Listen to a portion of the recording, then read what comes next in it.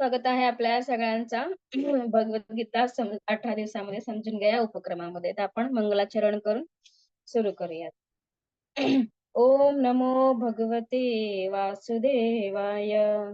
ओम नमो भगवते वासुदेवाय. ओम नमो भगवते वासुदेवाय. ओम अज्ञानं तिमिरान्धस्य ज्ञानाञ्जनशलाकया चक्षुरुन्मीलितं येन तस्मै श्रीगुरुवे नमः। नमो ओम विष्णुपादाय कृष्णप्रेष्ठाय भूतले श्रीमते भक्तिवेदान्त स्वामिनिति नामिने। नमस्ते सरस्वते देवी गौरवाणी प्रचारिणे निर्विशेष शून्यवादी पाश्चात्य देशतारिणे। श्री चैतन्य मनोभीष्टं स्थापितं येन भूतले स्वयं रूप कदा मह्यं ददाति स्वपदान्तिकम्।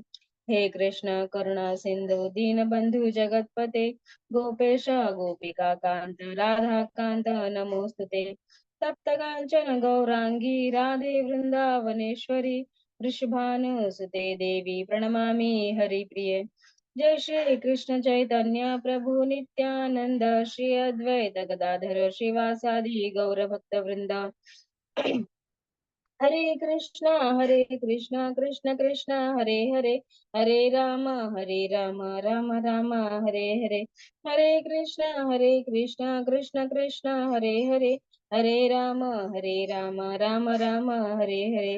हरे कृष्णा कृष्ण कृष्ण हरे हरे हरे राम राम राम हरे हरे। श्री राधा गोविंद की जय। जगद्गुरु शिल प्रभुपाद की जय। अनंत कोटि वैष्णव की जय। हरे कृष्णा श्रेयांश। हरे कृष्णा। सॉरी बाळा, काल माझी थोडी तब्येत ठीक नव्हती त्यामुळे मी क्लास घेऊ शकले नाही। तर आणि जी ती आपण परवाची 3rd चॅप्टर शिकताना आपण जी गोष्ट शिल्लक ठेवली होती ना, ती मी मंडे तुम्हाला सांगेन बरं का नक्की, ठीक आहे? ते लक्षात आहे? मंडे आपण 10 मिनिटं लवकर जॉईन करून मी तसं मेसेज टाकायला सांगेन माताजींना आणि आपण कंटिन्यू करूयात। तर आता मी 4था अध्याय घेते, ठीक आहे? आज आपल्याला 4था अध्याय आहे। तर 4थ्या अध्यायाला सुरुवात करण्यापूर्वी आपण 3रा अध्याय बघितला होता की नाही बाळा, कर्मयोग म्हणून। तर योग म्हणजे काय त्याचा अर्थ आपण पाहिला होता, आणि मग कर्मयोग म्हणजे काय, तर मग कर्माद्वारे आपण कशा प्रकारे भगवंतांशी कनेक्ट होऊ शकतो। योग म्हणजे कनेक्ट होणे किंवा भगवंतांशी जुळणे किंवा जोडले जाणे भगवंतांशी। आणि मग आपण कर्माद्वारे कशा प्रकारे भगवंतांशी जोडले जाऊ शकतो। आणि मग कर्माचे प्रकार आपण पाहिले होते। सकाम कर्म म्हणजे फळाची इच्छेने प्रेरित होऊन आपण जे काही कर्म करतो त्याला सकाम कर्म म्हणतात, पाहिलं होतं। मग विकर्म किंवा मग पापकर्म जे आपल्याला भगवंतांपासून दूर घेऊन जातं, किंवा मग त्याची पापकृती प्रतिक्रिया लागते आणि मग आपल्याला त्याचं म्हणजे दुःख होण्यासाठी आपल्याला नरकीय ग्रहांमध्ये आपल्याला म्हणजे जावं लागू शकतं।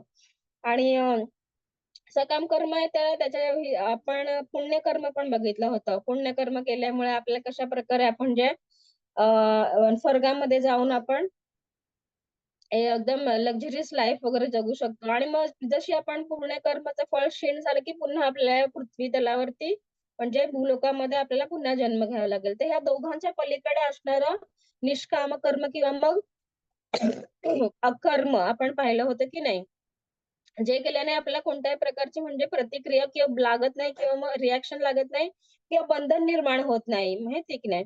मग ते बंधन आपल्याला पूर्ण हे करण्यासाठी पुन्हा आपल्याला दुसऱ्या शरीरात जात राहा, मग जन्म मृत्यूचं असंच हे कंटिन्युअस चक्र चालू असतं। मग त्याच्याही पलीकडे आपण पाहिलं होतं कृष्णांसाठी आपण जे काही म्हणजे आपले सगळे कर्म अर्पित केले आणि त्यांच्या प्रसन्नतेसाठी आपण सर्व कर्म केले की त्याचं कोणतेही आपल्याला रिॲक्शन लागत नाही, बंधन निर्माण होत नाही, त्याला अकर्म म्हणतात किंवा त्याला निष्काम कर्म म्हणतात, असं आपण पाहिलं होतं की नाही? आणि मग यज्ञ कलियुगाचा कोणता आहे? चार जे युग आहेत त्यासाठी प्रत्येकामध्ये यज्ञ कर्म सांगितलं आहे ना। मग कलियुगाचा कोणता आहे युग धर्म? कलियुगाचा युग धर्म कोणता आहे? तर भगवंतांच्या पवित्र नामांचा जप करणे, कीर्तन करणे, हो की नाही? आपण सतयुगाचं बघितलं होतं, विष्णूंच्या म्हणजे परमात्मा रूपावरती ध्यान करणे। आणि मग त्रेतायुगाचा आपण बघितला होता यज्ञ वगैरे करणे, त्यासाठी शुद्ध प्रकारची सामग्री वगैरे लागते। ते तर कलियुगामध्ये शक्य नाहीये. आणि मग द्वापारमध्ये आपण पाहिलं होतं, की विस्तृत मंदिर पूजा, तेवढा वेळ पण नाहीये आपल्याकडे. मग कलियुगामध्ये अगदी सहज सोपा असा भगवंतांच्या पवित्र नामाचा जप केल्याने देखील आपल्याला म्हणजे या जन्म-मृत्यूच्या संसारामधून आपण मुक्ती मिळवून भगवंतांच्या शाश्वत धामाला आपण प्राप्त करू शकतो. तर अशा प्रकारे आपण पाहिलं होतं आणि मग यज्ञाचं चक्र आपण पाहिलं होतं, की नाही? शास्त्रांमध्ये दिलेले विहित कर्म जर आपण केले, तर सर्व देवी-देवता संतुष्ट होतात आणि मग ते आपल्याला सर्व प्रकारच्या फॅसिलिटीज पुरवतात. हो की नाही? आणि मग त्यांच्याद्वारे अन्नधान्याची वाढ होते किंवा म्हणजे हे धान्य वगैरे व्यवस्थित पिकतं आणि मग त्याचा आपण उपयोग करून ते शिजवून भगवंतांना पुन्हा आपण म्हणजे ते अर्पण केलं, की तसं ते एक चक्र आपल्या शास्त्रामध्ये सांगितलं आहे, यज्ञ चक्र. हो की नाही? आणि मग तेच आपण प्रसाद म्हणून ग्रहण केलं, की मग त्याची पण आपल्याला कोणतीही रिएक्शन लागणार नाही. तर अशा प्रकारे निष्काम कर्म आणि मग यज्ञाचं चक्र आपण पाहिलं, होतं की नाही? मग आजचा आपला अध्याय याचं नाव काय आहे? तर दिव्य ज्ञान. पुढची स्लाईड घ्या माताजी. आणि आपण पाहिलं होतं, की मग कलियुगामध्ये दररोज भगवंतांच्या पवित्र नामाचा आपल्याला जप करायचा आहे. हां, तर आपले हे राधा गोविंद आहेत इस्कॉनचे आणि श्रील प्रभुपाद त्यांना आपण नमस्कार करूयात. त्यांच्या आशीर्वादाने ते सगळे उपक्रम चालू आहे. हां, तर आणि आजच्या अध्यायाचं नाव काय आहे तर ज्ञानयोग. ॲक्चुअली दिव्य ज्ञान आहे ॲक्चुअली ह्याचं नाव. दिव्य ज्ञान. तर सॉरी हां. ज्ञानयोग. ज्ञानयोग म्हणजे काय? तर आपण योग तर मी सांगितलंच ना. योग म्हणजे भगवंतांशी जुळवून घेणे म्हणजे जोडले जाणे. मग आता आपण ज्ञान, आता आपल्याला आपण म्हणतो की नाही नॉलेज वगैरे आपण शाळेमध्ये वगैरे जातो. तिथं भौतिकशास्त्र ते दिलं बघा स्लाईडमध्ये. रसायनशास्त्र आणि किती नको ते प्रकार म्हणजे विषय वगैरे असतात आणि मग का वैद्यकीय विज्ञानाचे वेद आणि उपनिषदांचे इथे खाली आणि मग इथे बघ सर्वोच्च ज्ञान काय आहे? भगवद्गीता. मग भगवद्गीतेला सर्वोच्च ज्ञान का म्हटलं आहे? कारण त्यामध्ये भगवद्गीतेमुळे आपल्याला नॉलेज ऑफ सेल्फ म्हटलंय. नॉलेज ऑफ सेल्फ म्हणजे काय? स्वतःबद्दलचं सम त्याला स्वतःबद्दल जाणून घेणे. म्हणजे आपल्या मनामध्ये असं म्हणजे ब्रह्मजिज्ञासा ज्याला आपण शास्त्रामध्ये म्हणतात, की म्हणजे असा प्रश्न आपल्याला उपस्थित व्हायला पाहिजे डोक्यामध्ये यायला पाहिजे, की मी कोण आहे? किंवा मग भगवंत कोण आहे? भगवंतांचा आणि माझा काय संबंध आहे? आणि मृत्यूनंतर मला कोणत्या प्रकारची म्हणजे गती प्राप्त होणार आहे? ह्याच्यामुळे काय आहे ना आपल्याला या जन्ममृत्यूच्या चक्रामधून आपण मुक्त होऊ शकतो. नाहीतर बघा आणि इथे हे आपण ब शाळेचं जे काही म्हणजे अकॅडमिक्स आपण शैक्षणिक ज्ञान वगैरे घेतो, ते मृत्यूनंतर संपतं ना, त्याचं काही म्हणजे जसं ह्या शरीराचा नाश होतो, त्या ज्ञानाचा देखील नाश होतो आणि पुन्हा आपल्याला जर जन्म मिळाला, तर तिथून पुन्हा आपल्याला ए किंवा मग बाबा ब्लॅक शीपपासून सुरू करावं लागतं, हो की नाही? कोणी असं म्हणतं का, की मी पुढे मागच्या जन्मामध्ये मी पी-एच-डी केली होती किंवा मी डॉक्टर होतो आणि मग आता मला ते सगळं शिकायची गरज नाहीये. मग मी त्याच्या पुढे काय आहे ते असं शिकतो. असं आपण म्हणू शकत नाही ना, कारण आपली ह्या जन्मामधल्या ह्या ज्या सगळ्या तात्पुरत्या गोष्टी असतात, त्या ह्या जन्मातच सगळ्या सुटून जातात. मग आपल्या मृत्यूबरोबर आपल्याबरोबर काय येतं, तर आपले केलेले कृष्णासाठी केलेले भक्तिमय कर्म किंवा मग आपण जर पापकर्म केले असेल, त्या पापकर्मानुसार शेवटी आपल्याला मग दुःख भोगावं लागेल जीवनामध्ये. फार फार तर पुण्यकर्म केलं तर आपण स्वर्गामध्ये जाऊ. तर अशा प्रकारचं हे ज्ञान आहे. मग जर हे ज्ञान भगवद्गीतेचं ज्ञान जर आपण घेतलं, तर काय फायदा होणार आहे आपल्याला? आपण स्वतः संबंधित जाणून घेऊ शकू आणि जेणेकरून आपण भगवंताशी आपला जो जन्म-जन्मांतरीपासून म्हणजे 84 लाख योनी क्रॉस करून आपल्याला हा मनुष्य जन्म मिळाला आहे, हो की नाही? आणि भगवंत आपल्या म्हणजे प्रत्येक जन्मामध्ये परमात्मा स्वरूप आपल्याबरोबर येत असतात. आणि जर आपण भगवान कृष्णांविषयी म्हणजे किंवा मग भगवद्गीतेविषयी जाणून घेतलं, तर आपल्याला ह्या म्हणजे आत्मसाक्षात्कार आत होऊ शकतो, की मी शरीर नाहीये, आत्मा आहे. आपण पाहिलं होतं सेकंड चॅप्टरमध्ये, हो की नाही? मग शरीराचे कर्म आपण हळू-हळू म्हणजे मेंटेन करण्यासाठी जेवढं करावं लागतं तेवढं करावं. मग त्यानंतर बरोबर आपण आत्म्याचे देखील कर्म करायला हवेत. मग आत्म्याचे कर्म आपण कालच्या अध्यायामध्ये पाहिलं होतं, की भगवंतांच्या पवित्र नामचा जप. तर अशा प्रकारचं ह्याला आणि हे ज्ञान घेतल्यामुळे दिव्य ज्ञान. आता भगवंतांविषयी आपल्याला म्हणजे पुन्हा संबंध प्रस्थापित करायचा आहे आणि भगवंतांविषयी जाणून घ्यायचं आहे. त्याआधी आपल्याला त्यांच्याविषयी ऐकून घेणं म्हणजे श्रवणम करणं गरजेचं आहे, की नाही? आणि मग इथे बघा इथे खाली दिलं आहे वेद उपनिषदांचे ज्ञान. मग आजकालच्या पिढींना किंवा लोकांना असं वाटतं जनरेशनमध्ये लोकं म्हणतात, "काय आहे हे भगवद्गीता किंवा वेद वगैरे आहे." आजकालच्या जमान्यामध्ये ते म्हणजे असे प्रॅक्टिकली आपल्याला काय म्हणजे युजफुल नाहीयेत असं लोकांना वाटायला लागलंय. म्हणजे लिटरली लोक त्याचं म्हणजे दुर्लक्ष करतात. मग काय शिक्षण घ्यायचं, कमवायचं, मस्त मजा करायची आणि मग जेव्हा मृत्यू येईल तेव्हा मृत्यू प्राप्त करायचा. मग अशा प्रकारे जन्मोजन्मांतरीपासून ते जन्म-मृत्यू, जरा-व्याधी या चक्रामध्ये अडकून पडले आहेत. आणि हे जर आपण ज्ञान मिळवलं तर आपण आपला भगवंतांशी म्हणजे जो विसरलेला संबंध आहे तो प्रस्थापित करून आपण त्या भक्तिमय मार्गावरती आपण म्हणजे जीवन सुरू करू आणि शेवटी मृत्यूच्या शेवटी भगवंतांना स्मरण करून आपण भगवंतांच्या शाश्वत धामाला आपण जाऊ शकू. तर हे खरं ज्ञान आहे मग. जे आपल्याला म्हणजे मुक्ती मिळवून देऊ शकते. नाहीतर आपण जे काही म्हणजे तर त्याचा असा अर्थ होत नाही, की आपण म्हणजे हे शैक्षणिक शाळेतून तुम्ही म्हणाल, की "माताजी मग आता आम्ही शाळेत जात नाही, आम्ही अभ्यास करत नाही." नाही. आपल्या दररोजचा म्हणजे जर उदरनिर्वाह करायचा असेल, उपजीविका करायची तर आपल्याला हे ज्ञान घेणं देखील शाळेत जाणं देखील गरजेचं आहे. तर त्याचबरोबर हे आपल्याला नॉलेज ऑफ सेल्फ म्हणजे आत्मसाक्षात्काराचं देखील ज्ञान आपल्याला मिळवणं गरजेचं आहे. तर त्यासाठी याला काय म्हटलं आहे? ज्ञानयोग. हं. तर पुढची स्लाईड घ्या माताजी. हां. तर आपला चौथा तर ह्याच्या अध्यायामध्ये आपण भगवद्गीतेचा इतिहास म्हणजे भगवद्गीता केव्हा पृथ्वीवरती म्हणजे ज्ञान अवतरित झाली म्हणजे ज्ञान मग कधी पृथ्वीवरती भगवद्गीता आली ह्याचा सगळा आपण इतिहास इथे आपल्याला पाहायला शिकणार आहोत. तर मग इथे पहिला आहे बघा श्लोक. श्री भगवान उवाच इमं इमं विवस्वते योगं प्रोक्तवान अहं अव्ययम् विवस्वान् मनवे प्राहुर्मनुरिक्ष्वाकवे ब्रवीत्. हरे भगवान श्री कृष्ण.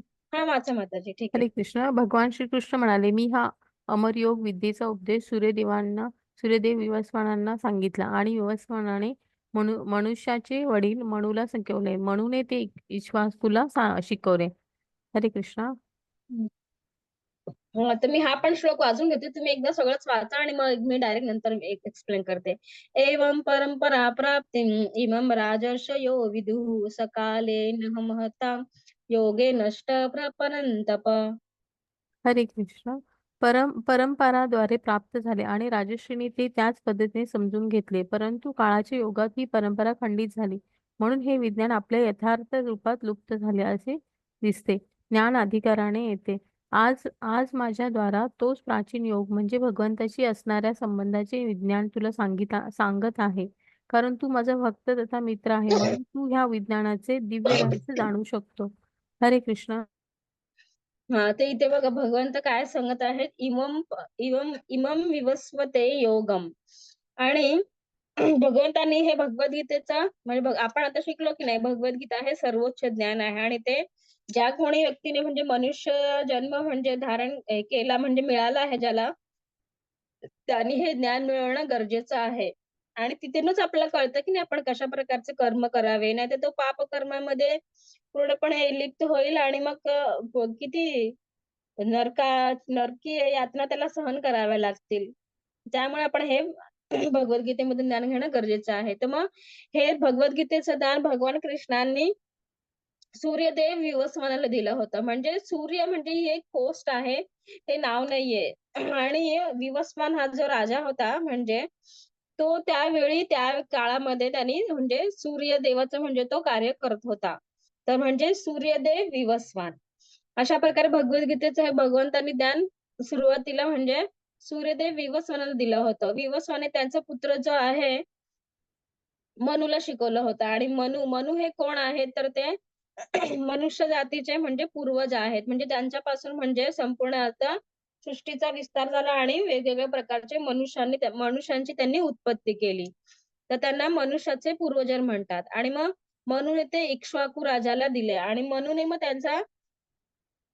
हे ज्ञान इक्ष्वाकू राजाला दिलं. मग आपण इक्ष्वाकू राजे बघतो बघा. मग भगवान कृष्णाने जेव्हा राम अवतार घेतला होता, तेव्हा त्या म्हणजे अ, सूर्यवंश आपण परंपरा म्हणतो ना की सूर्यवंशी आपण म्हणतो भगवान रामचंद्रांना सूर्यवंशी म्हणून. तर त्यांच्या त्या कुळामध्ये ते राजे होऊन गेले होते, इक्ष्वाकू राजे. ठीक आहे. तर अशा प्रकारे हे गुरु शिष्य परंपरेनं खाली आलं आहे. तर भगवान कृष्णांनी सूर्यदेव विवस्वान, विवस्वानाने मनुला आणि मनु मग इक्ष्वाकू राजाला, मग इक्ष्वाकू पासून पुढे खाली-खाली असं ते गुरु शिष्य परंपरेतून हे ज्ञान या पृथ्वीवरती आलेलं आहे. आणि अशा प्रकारे इथे अशा प्रकारे हे ज्ञान गुरु शिष्य परंपरेद्वारे प्राप्त झाले आहे आणि राजर्षींनी आणि म्हणजे जे भगवान कृष्णांचे शुद्ध भक्त आहेत आणि त्यांनी आचार्य वगैरे आहेत, हे या पद्धतीनेच सर्वांना हे म्हणजे मनुष्य जातीला त्यांच्या कल्याणासाठी समजावून सांगितले. परंतु मग काय झालं, काळाच्या ओघामध्ये ही परंपरा काय झाली, खंडित झाली. आणि मग म्हणून आणि हे ज्ञान तर मनुष्य जातीच्या कल्याणासाठी खूप म्हणजे गरजेचं आहे. तर त्यामुळे भगवान कृष्णाने द्वापार युगामध्ये अवतार घेतला आणि त्या पृथ्वीवरती आले आणि अर्जुनाच्या निमित्ताने त्यांना ही खंडित झालेली परंपरा पुन्हा सुरू करायची होती आणि त्यासाठी त्यांनी अर्जुनाला म्हणजे निवडलंय. अर्जुनाच्या निमित्ताने ते आपल्याला सर्व हे भगवद्गीतेचं ज्ञान मिळालं आहे. तर मी इथे काय दिलं आहे खाली, हे ज्ञान उत्तराधिकाराने येते. म्हणजे हे कसं ज्ञान गुरु शिष्य परंपरेमधूनच आपण समजून घेतलं पाहिजे. उगाच आपण म्हणजे काय ते मानसिक अटकलेम काहीतरी म्हणतात ना हिंदीमध्ये, मनगढंत अशा काहीतरी कल्पना करतो आणि आपण मग सांगतो. मग काही-काही लोकं म्हणतात बघा, स्वतःचं म्हणजे ते भाष्य त्याच्यावरती करतात आणि म्हणतात, की मग गीता में लिखा है की कर्म करो. म्हणजे गीतेमध्ये सांगितलंय की कर्म करा. मग तुम्ही कर्म करा. अरे पण कशा प्रकारचे कर्म करायला सांगितले आहे ते आपल्याला माहिती आहे का? ते तर तुम्हाला कळलंय का? नाही. उगाच म्हणजे काहीही म्हणजे त्यांना कृष्ण म्हणजे कोण आहे हे देखील त्यांना माहिती नाहीये. उगाच स्वतःचं म्हणजे अँबिशन स्वतःच्या इच्छापूर्तीसाठी काहीतरी त्यांनी त्याच्यावरती भाष्य केलंय. तर तसल्या भगवद्गीतावरती आपण अजिबात म्हणजे विश्वास पण ठेवायचा नाही म्हणजे आणि तसलं काही वाचायला पण जायचं नाही. जे म्हणजे आपण जे गुरु शिष्य परंपरेमधून आलेले आहेत, तर अशाच आपण भगवद्गीतेचा स्वीकार केला पाहिजे आणि त्यासल्या गुरु शिष्य परंपरेमधून येणाऱ्या गुरुकडूनच आपण ते समजून घेतलं पाहिजे. आणि ह्याच अध्यायामध्ये आध्यात्मिक गुरु म्हणजे कशा प्रकारचा असावा ह्याविषयी एक श्लोक आहे, तर ते पण देखील आपण समजून घेऊयात. आणि मग इथे बघा आज माझ्याद्वारे तोच प्राचीन योग म्हणजे बघा भगवंतांशी असणाऱ्या संबंधीचे म्हणजे भगवंतांविषयी आपला जो संबंध आहे, भगवान कृष्ण आपल्या हृदयामध्ये परमात्मा स्वरूपात आहेत. पण भगवद्गीता वाचल्याशिवाय आपल्याला हे ज्ञान कळेल का? नाही कळणार. हो की नाही? मग त्यासाठी हे असं ज्ञान भगवंतांशी असणाऱ्या संबंधाचे विज्ञान तुला सांगत आहे. कारण तू माझा भक्त तथा मित्र आहे. कारण मग अर्जुनाला मग आता आपण म्हणतो की नाही, अर्जुनालाच का निवडलं आहे? तर भगवंतांनी इथे सांगितलंय बाबा, कारण तू माझा भक्त तथा मित्र आहेस. म्हणून तू या विज्ञानाचे दिव्य रहस्य जाणू शकतो. मग आता हे ज्ञान कशाप्रकारे आपण जाणू शकतो? आता भगवद्गीता कशाप्रकारे वाचावी, कोणाकडनं वाचावी किंवा समजून घ्यावी हे तर आपल्याला कळलं आहे. मग त्यासाठी आपल्यामध्ये योग्यता काय हवी? तर आपण भगवंतांचा भक्त असणं गरजेचं आहे. इव्हन सुरुवातीला आपण लगेच आपण असं म्हणू शकत नाही, की मी शुद्ध भक्त वगैरे आहे. तर किंबहुना भगवंतांविषयी आपला द्वेष असता कामा नये, हो की नाही? कंस बघा किती म्हणजे भगवान कृष्णांवरती द्वेष करायचा. तो तर दिवस-रात्र कृष्णांविषयी म्हणजे स्मरण करायचा. पण कशाप्रकारे स्मरण करायचा तो? की मी म्हणजे कृष्णाला मी कशाप्रकारे मारू शकतो? कारण आकाशवाणी होते तेव्हा त्याच्यामध्ये सांगितलेलं असतं ना, की भगवान देवकीचा 8वा पुत्र म्हणजे कंसाचा हे वध करेन. मग त्या क्षणापासून तो इतका म्हणजे विचलित होतो आणि दिवस-रात्र कृष्ण, मी कशा प्रकारे कृष्णाला मारू शकतो आणि तो मला कुठे सापडेल वगैरे अशा प्रकारे खूपच त्यांचं म्हणजे चिंतित असतं तो सतत. पण कृष्णांचं स्मरण करत असतो. पण ते अनुकूल नाहीये भक्तासाठी. ते कसं आहे प्रतिकूल आहे. तशा प्रकारचा आपल्याला द्वेष भावना कृष्णांविषयी असता कामा नये. म्हणजे भगवद्गीता जर समजून घ्यायची असेल तर कृष्णांविषयी थोडंसं तरी आपल्याला प्रेम किंवा त्यांच्याविषयी आदर असणं गरजेचं आहे. तर आपण भगवद्गीता समजून घेऊ शकतो. तर मग इथे भगवंत तेच सांगतात बघा अर्जुनाला, कारण तू माझा भक्त तथा मित्र आहेस म्हणून तुला हे विज्ञानाचे दिव्य रहस्य म्हणजे भगवद्गीता जाणून घेणे हे देखील एक मोठं म्हणजे रहस्य आहे, कोडं आहे आणि ते जर आपल्याला कळू शकलं, तर पुढच्या आपल्या जीवनामध्ये बऱ्याच गोष्टी म्हणजे आपल्याला म्हणजे ईझी होऊ शकतात. हो की नाही? तर पुढची स्लाइड घ्या मग त्याची. हा, तर ही स्लाइड आपण पहिल्याच ह्याच्यामध्ये पहिल्या अध्यायाच्या सुरुवातीलाच पाहिली होती की नाही. भगवद्गीता आपल्याला समजून घ्यायची असेल तर आता इथे बघा, या उदाहरणाद्वारे समजून सांगितलंय. हा मुलगा इथे एक झाडावरती चढलाय आणि हा आंबे काढून ह्याच्या हातात देतं आणि हा ह्या मुलीच्या हातामध्ये देतं आणि ती सुरक्षितपणे त्या सगळ्या टोपलीमध्ये ठेवून जमा करत आहे.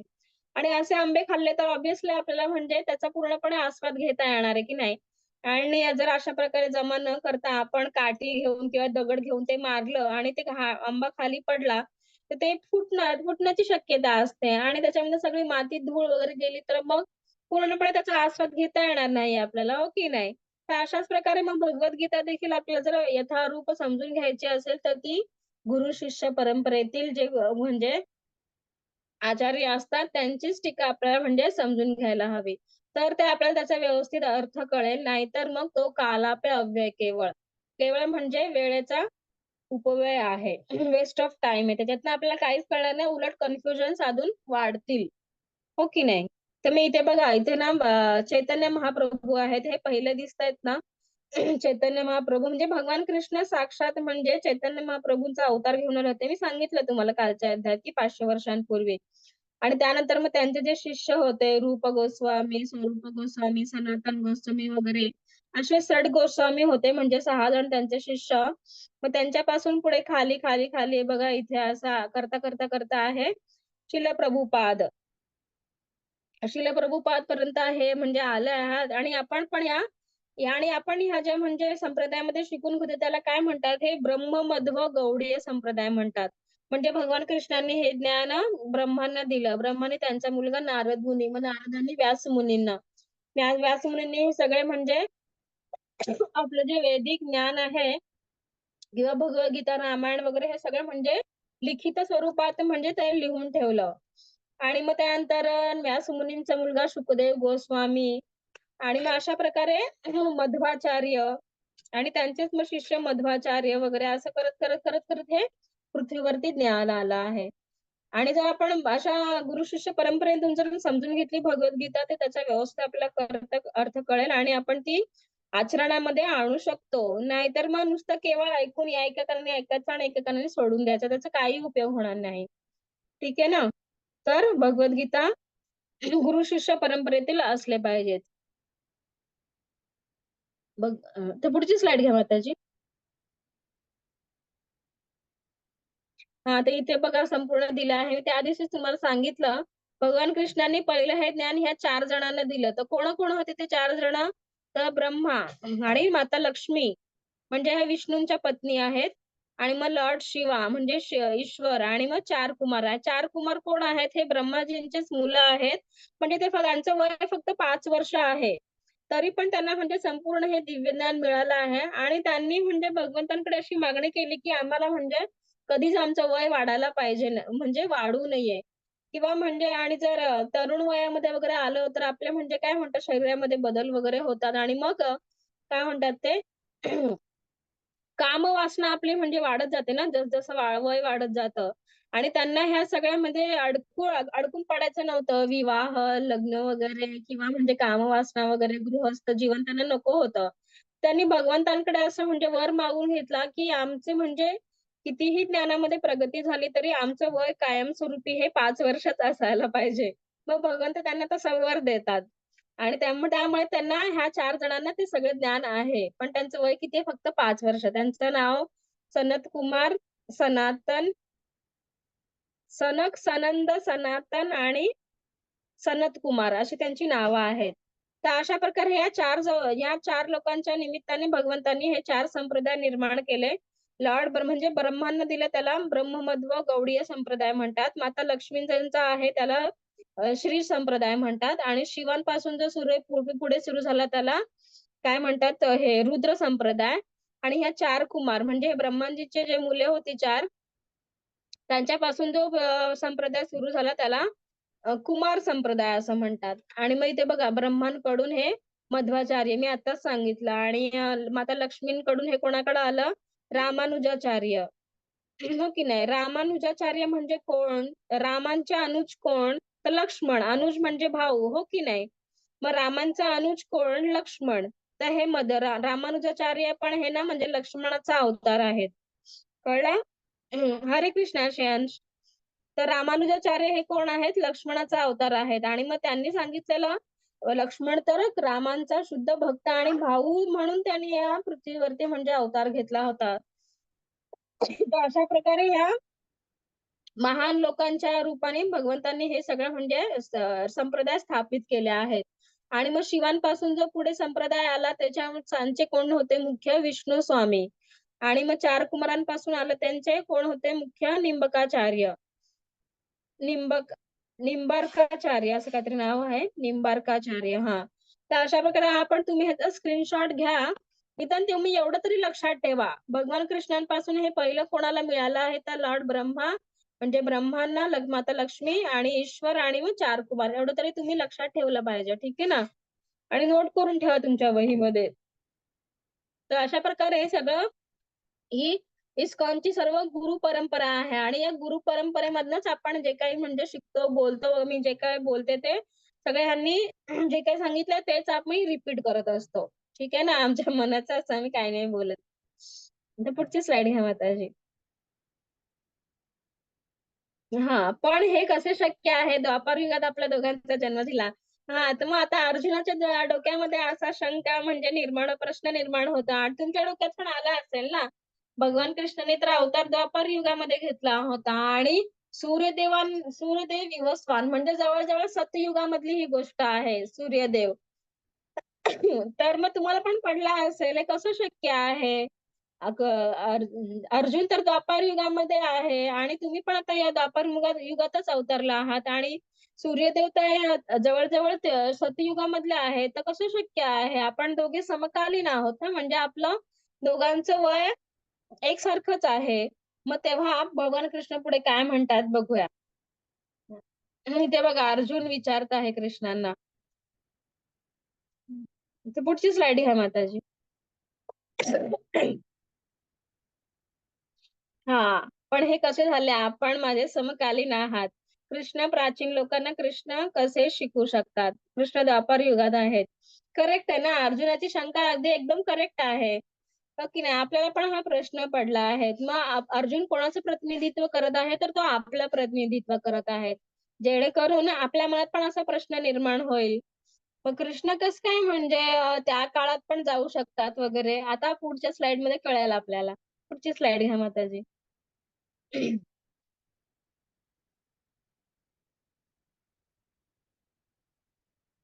हां, तर इथे मग ह्या स्लाईडमध्ये भगवंत काय सांगत आहे बघा, कसे कृष्ण कधी-कधी प्रकट होतात आणि कसे प्रकट होतात आणि मग का प्रकट होतात. मग इथे तिन्ही कारणं आली आहेत. अजोपि संयव्ययात्मा भूतनामीश्वरोऽपि सन् प्रकृतीं समधिष्ठाय संभवाम्यात्ममायया. वाचता हं. माताजी? हो, हरे कृष्ण. जरी मी अजन्मा आणि अविनाशी आहे आणि जरी मी सर्व मात्रांचा ईश्वर आहे, तरी प्रत्येक युगात मी माझ्या दिव्य रूपात प्रकट होतो. कृष्ण प्रकट कसे होतात? हरे कृष्ण. हां.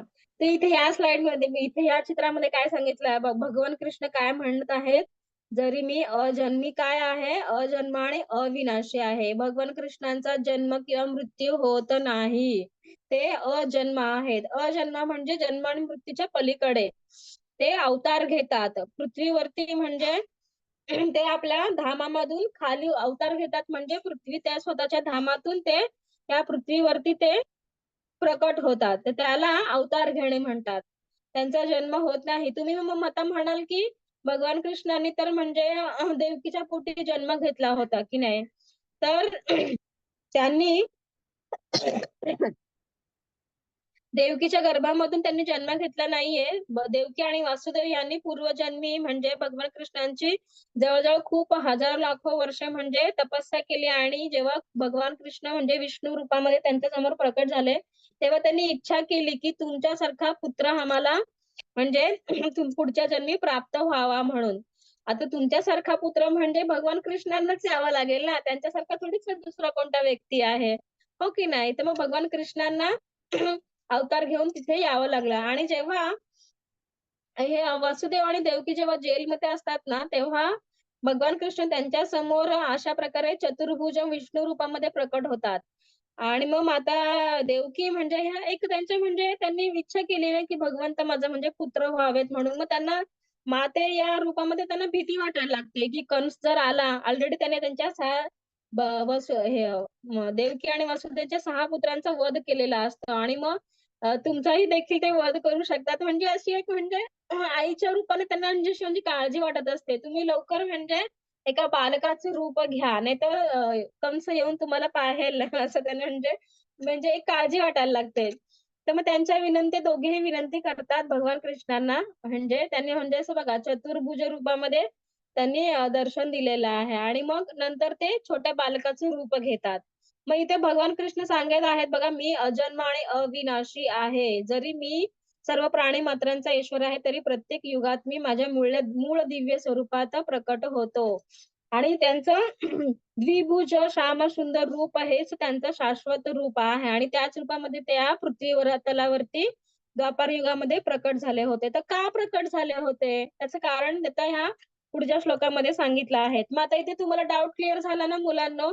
अर्जुन विचारत होता, की भगवान कृष्ण आणि तुम्ही आणि मी म्हणजे आपण दोघे समवयीन आहोत, हो की नाही? मग तुम्ही कसं काय तुम्ही सत्ययुगामध्ये जाऊन तुम्ही सूर्यदेव, विवस्वानाला हे सगळं ज्ञान दिलं? तर भगवान कृष्ण हे अजन्म आणि ते आदिपुरुष आहेत. म्हणजे अनादी म्हणजे तिथं तेव्हा काळ पण अस्तित्वात नव्हता. कोणी देवता नव्हते, कोणी मनुष्य नव्हतं, काहीही नव्हतं. आणि त्यांनी जेव्हा इच्छा केली ना, या सर्व म्हणजे सृष्टी जेव्हा प्रकट व्हावी, तेव्हा या सगळ्या गोष्टी म्हणजे प्रकट झाल्या. तर त्याच्या आधी काळापासून भगवान कृष्ण म्हणजे आणि त्यांचा आदी अंत काय आहे आपण त्याचा म्हणजे हे करू शकत नाही. इमॅजिन देखील करू शकत नाहीत. असे त्यांचे असंख्य त्यांचे अवतार आहेत. आणि त्यांना जिथे म्हणजे गरज वाटते त्या रूपामध्ये ते अवतरित होतात. तर भगवान कृष्ण आहे, अजन्म आहेत आणि अविनाशी आहेत. ते त्यांचा विनाश होत नाही आणि ते जन्म आणि मृत्यूच्या पलीकडे त्यांचा जन्मही होत नसतो, त्यांचा मृत्यू होत नसतो. ते त्यांच्या स्वतःच्या धामामधून अवतरित होतात व व पृथ्वी तलावरती आणि त्यांचं जे म्हणजे काम आहे ते पूर्ण झालं, की ते पुन्हा त्यांच्या धामामध्ये निघून जातात. कळलं तुम्हाला, की भगवान कृष्ण हे अजन्म आहेत आणि अविनाशी आहेत. मग ते आणि अर्जुनाच्या आधीही देखील ते म्हणजे होते.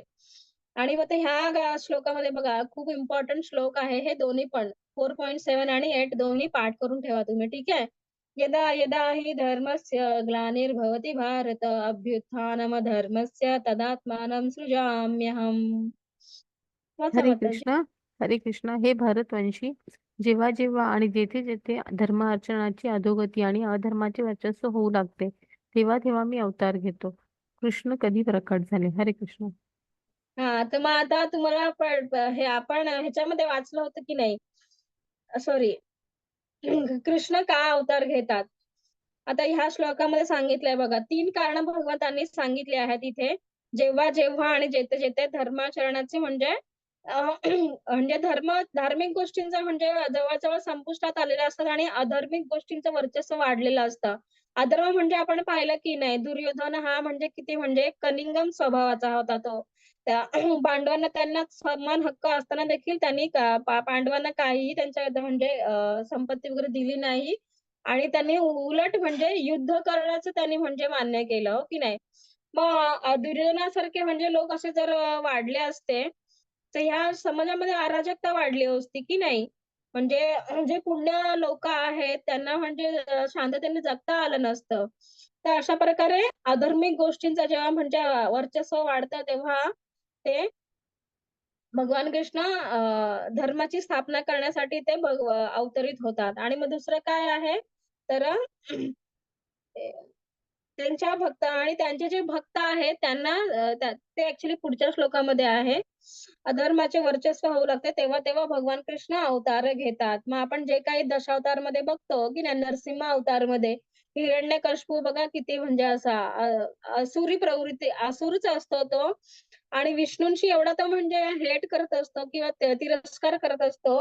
तो म्हणाला, "तुम्ही विष्णूची का पूजा करता? माझी पूजा करा." भगवंत विष्णूच म्हणजे सगळ्यांपासून त्यांच्यापासूनच सर्व ब्रह्मांड निर्माण होतात आणि तेच आपले पालनकर्ता आहेत. मग त्यांची पूजा न करता माझी पूजा करा म्हणतो. मग तेव्हा हिरण्यकशिपूचा नाश करण्यासाठी आणि भक्त प्रल्हादाला संरक्षण देण्यासाठी त्याला म्हणजे वाचवण्यासाठी भगवान कृष्ण नरसिंहाचा अवतार घेतात. तर अशा प्रकारे आपण काय समजू शकतो इथे जेव्हा अधार्मिक गोष्टी म्हणजे अधार्मिक गोष्टी असतात त्यांचा नाश करण्यासाठी आणि धर्माची पुनर्स्थापना करण्यासाठी भगवान कृष्ण पृथ्वी द्वापर युगामध्ये या पृथ्वीतलावरती प्रकट झाले. आणि मग हा श्लोक बघा इथे हा पण खूप इम्पॉर्टंट आहे. परित्राणाय साधूनां विनाशाय च दुष्कृतां धर्म संस्थापनार्थाय संभवामि युगे युगे. असं हरे म्हणते. कृष्ण. कृष्ण का प्रकट झाले? मी प्रत्येक युगात भक्तांच्या उद्धारासाठी, दुष्टांचा नाश करण्यासाठी आणि धर्म पुन्हा स्थापित करण्यासाठी मी प्रत्येक युगात प्रकट होतो. हरे कृष्ण. हां आणि मग इथे अजून 2 कारणे दिलीत बघा. इथे काय वाचलं होतं आपण जेव्हा अधार्मिक गोष्टी वाढतात आणि तेव्हा अधर्माचा म्हणजे नाश करून धर्माची स्थापना करण्यासाठी आणि मग इथे काय सांगितलं परित्राणाय साधूनां. साधूनां म्हणजे भगवंतांचे जे शुद्ध भक्त आहेत. आता आपण पाहिलं की नाही देवकी माता देवकी आणि वासुदेव हे भगवंतांचे शुद्ध भक्त होते. आणि त्या कंसाने किती त्यांच्यावरती अत्याचार केले होते, की त्यांना जेलमध्ये वगैरे डांबून ठेवलं होतं आणि त्यांच्या 6 पुत्रांची हत्या वगैरे केली होती. मग अशा वेळेस तर आणि वसुदेव आणि देवकीनी त्यांच्या पूर्वीच्या जन्मामध्ये एवढी हजारो वर्षे तपश्चर्या केली होती भगवान कृष्णांना त्यांचा पुत्र म्हणून प्राप्त करण्यासाठी. आणि मग तशा वेळी तर मग भगवंतांना त्यांच्या भक्तांचं संरक्षण करण्यासाठी यावंच लागणार, हो की नाही? तर मग भक्तांच्या संरक्षणासाठी आणि विनाशायच दुष्कृतां. विनाशायच दुष्कृतां म्हणजे दुष्टांचा नाश करण्यासाठी. मग कंसाचा नाश करण्यासाठी आणि मग पुढे-पुढे आपण बघतो दुर्योधन वगैरे, धृतराष्ट्र वगैरे हे असे सगळे म्हणजे वाईट वृत्तीचे लोकं म्हणजे वाढायला लागले होते आणि मग त्यांचा नाश करणं पण गरजेचं आहे. नाहीतर त्यांच्यासारखीच त्यांच्या पावलावरती पाऊल ठेवून जर जनता म्हणजे पुढची प्रजा जर म्हणजे वागली असती, तर संपूर्ण गोंधळ निर्माण झाला असता आणि संपूर्णकडे सगळं म्हणजे शांततामय जीवन जगू शकले नसते आणि भगवान कृष्णांच्या भक्तांना देखील त्याचा खूप म्हणजे त्रास झाला असता. तर अशा प्रकारे दुष्ट लोकांचा म्हणजे विनाश करण्यासाठी आणि मग धर्म संस्थापनार्थाय संभवामी युगे युगे. आणि धर्माची स्थापना करण्यासाठी. धर्म म्हणजे नेमकं काय हो? तर आपल्या शास्त्रांमध्ये जे ते आपल्याला म्हणजे कोड ऑफ कंडक्ट घालून दिलेत ना, आता आपण शाळेमध्ये किंवा एखाद्या युनिव्हर्सिटीमध्ये ॲडमिशन घेतो बघा. तर तिथे आपल्याला सांगितलेलं असतं ना, की काय कशाप्रकारे वागावं, काय गोष्टी करू नयेत. हो की नाही? रूल्स एंड रेग्युलेशन्स वगैरे असतात, हो की नाही? सर्वांनी शाळेमध्ये गणवेश घालून यायचं आहे किंवा आणि मग मोठ्या शिक्षकांचा मान वगैरे राखायचा आहे, वाईट गोष्टी करू नयेत, इतरांना त्रास वगैरे देऊ नये. तर अशा प्रकारे धर्म म्हणजे देखील ना, हा पण एक कोड ऑफ कंडक्ट आहे. म्हणजे आपण ज्याने मनुष्य जीवन जन्म म्हणजे मनुष्य जन्म त्याला मिळाला आहे, त्या पृथ्वीतलावरती त्याला शांततेमय जीवन जगण्यासाठी हे सर्व आपल्याला रूल्स एंड रेग्युलेशन्स गरजेचे आहेत ना, की नाही? ते जर आपण फॉलो केले, तर सर्वजण सुखाने राहू शकतील. आणि आपल्या माझ्या मनात जसं येईल तसं मी वागेल आणि कोणालाही काहीही बोलेल, काहीही करेल, कशाही प्रकारे वागेल. ते कसं चालणार आहे का? नाही चालणार आहे ना, हो की नाही? मग या जगाची गुणवत्ता कमी होईल, त्याचा दर्जा कमी होईल, हो की नाही? त्यालाच धर्म म्हणतात. म्हणजे आपल्या शास्त्रांनी जे सांगून दिलेल्या आहेत गोष्टी त्याच करणे. त्याच्या व्यतिरिक्त आपण इतर जर वाईट गोष्टी केल्या, तर त्याचा आपल्याला म्हणजे भोगावं लागेल. प्रतिक्रिया लागेल आणि आपल्याला भगवंत येऊन कदाचित आपला म्हणजे विनाश पण करू शकतील. तर अशा प्रकारे धर्माची स्थापना करण्यासाठी भगवंत प्रत्येक युगामध्ये युगायुगामी संभवामी युगे-युगे. तर प्रत्येक युगामध्ये भगवंत अवतार घेतात. तर आपण बघितलं त्रेतायुगमध्ये भगवान कृष्णाने आपण रामायणामध्ये बघतो, की प्रभू श्री रामचंद्रांचा अवतार घेतला, मनुष्य अवतार आणि रावणाचा त्यांनी विनाश केला. रावण हा पण एक म्हणजे असुरच होता, हो की नाही? माता सीतांना त्यांनी किडनॅप केलं होतं आणि माता सीतेचा संभोग करण्याची त्याची वाईट अशी म्हणजे कामुक इच्छा होती. आणि माता सीता तर साक्षात लक्ष्मी आहेत. प्रभू श्रीरामचंद्राच्या पत्नी आणि प्रभू श्रीरामांची संपत्ती म्हणजे त्यांची प्रॉपर्टी आहेत ना. रावण कसं काय त्यांचा उपभोग घेऊ शकतो? तर म्हणजे अशा प्रकारे असुरी प्रवृत्ती म्हणजे त्याच्यामध्ये होती आणि मग त्याचा विनाश करण्यासाठी भगवंतांनी श्रीरामांचा अवतार घेतला आणि मग नरसिंहाचं मी तुम्हाला उदाहरण सांगितलं. अशा प्रकारे 3 कारणं आपण लक्षात ठेवायची. भगवान कृष्ण का प्रकट होतात, कसे प्रकट होतात, तर ते अजन्म आणि अविनाशी आहेत. त्यांचा कधी मृत्यू आणि जन्म होत नसतो.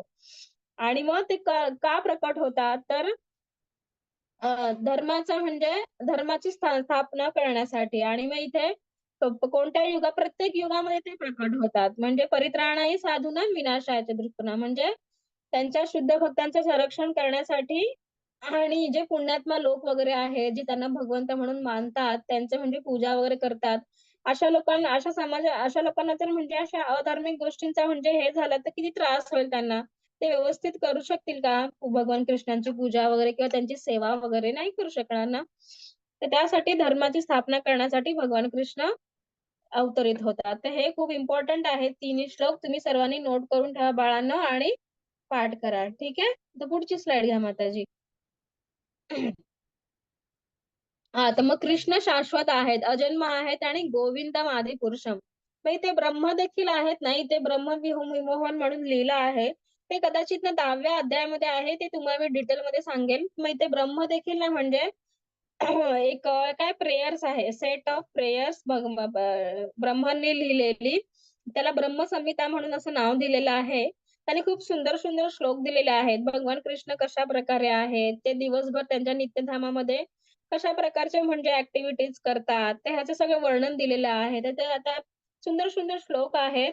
तर त्याची सुरुवात ना, ईश्वर परम कृष्ण सच्चिदानंद विग्रह अनादिरादिर गोविंद सर्व कारण कारणम.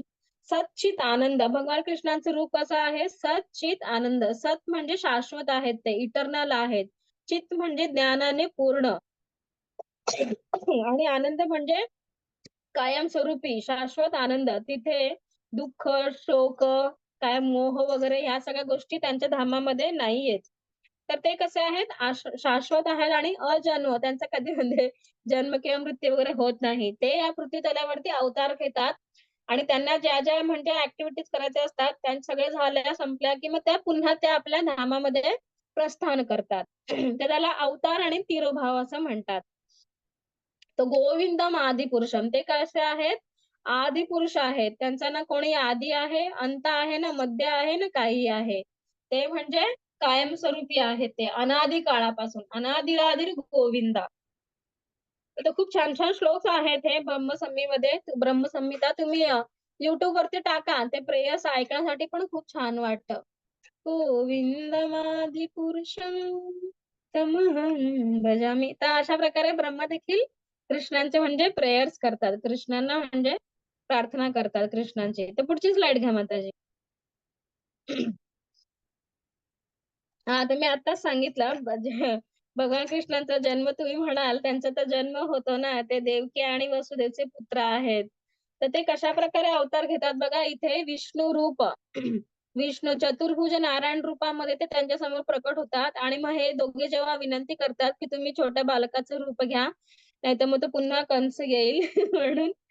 म्हणजे एक आईचा कसा भाव असतो ना, की त्याच्या लेकराला सतत म्हणजे संरक्षण देणं किंवा म्हणजे इतर धोकादायक गोष्टींपासून कायम वाचवणं, अशाच प्रकारे असतात ना, की नाही आपली आई म्हणजे किती काळजी घेते. तर माता देवकी देखील तशाच प्रकारे भगवंतांची म्हणजे काळजी घेतात. आणि भगवंतांना पण ऍक्च्युली त्यांच्या शुद्ध भक्तांचा पुत्र होणं आवडतं. आणि मग ते बघा, ते वसुदेव जेव्हा इथे ह्या सेकंड स्लाइड मध्ये त्यांना घेऊन जात आहेत आणि त्या जेलचे वगैरे सगळे दरवाजे म्हणजे आपोआप म्हणजे सुटायला लागतात. ते जे इथे जे काय म्हणतात पहारेकरी असतात, ते पण असे झोपी जातात.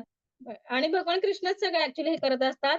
आणि मग वसुदेव ज्यांना ते यमुनेमधून सगळं घेऊन जात असतात. बघा इथे शेषनाग पण अनंत शेष म्हणजे चतुर्भुज नारायण रूप मध्ये भगवान कृष्ण कसं म्हणजे नागाच्या शय्यावरती अनंत शेषावरती म्हणजे असे पहुडलेले असतात की नाही, तेच अनंत शेष आहे हा. आणि हे बलरामचं पण म्हणजे रूप आहे. म्हणजे ह्या अनंत शेष आहेत ना, बलरामांचा अवतार आहे.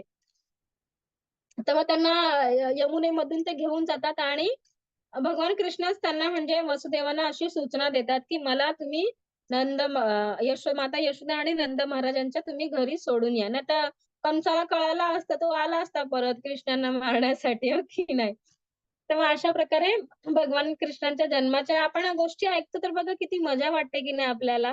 ते वसुदेव वगैरे भगवान कृष्णांना एवढ्या रात्री 12 वाजता असा एकदम घनघोर पाऊस पडत असतो आणि किर्र काळं कसा असतो, काही दिसत नसतं आणि अशा अंधाऱ्या रात्रीतून वसुदेव कृष्णाला घेऊन जात असतात. आपण गणपती वगैरे वगैरे बघतो ना, की किती छान वाटतं आपल्याला. कृष्णाच्या ऍक्टिव्हिटीज सगळ्या म्हणजे कशा आवडतात आपल्याला. त्यांच्या ज्या काही आहेत म्हणजे त्यांचे कर्म वगैरे आहेत कशा दिव्य आहेत, या गोष्टी अलौकिक आहेत. आणि जर हे फक्त कृष्णांच्या आपण म्हणजे जन्माविषयी आणि त्यांच्या ज्या काही त्यांनी लीला वगैरे केल्या त्या ऐकून घेतल्यामुळे जर आपण श्रवण केलं नित्य नेमाने, त्यामुळे आपलं हृदय शुद्ध होतं आणि आपल्याला भगवंतांविषयी म्हणजे प्रेम वाढून भगवंतांविषयी प्रेम आपल्या हृदयामध्ये वाढायला लागतं. आणि एवढं जरी म्हणजे व्हायला लागलं तरी भगवान कृष्ण आपल्याला म्हणजे त्यांच्या आणि त्याचा काय फायदा होतो तर आपण जन्म मृत्यूच्या चक्रामधून मुक्त होतो आणि भगवान कृष्ण आपल्याला त्यांच्या धामामध्ये घेऊन जातात. म्हणजे वैकुंठ लोक जे आहे किंवा त्याच्याही वरती गोलोक वृंदावन आहे, तिथे आपल्याला शाश्वत जीवन मिळतं. ते इतकं महत्व आहे भगवान कृष्णांच्या या लीलांचं स्मरण करणे किंवा ऐकून वगैरे घेणे. तर पुढची स्लाइड घ्या माताजी.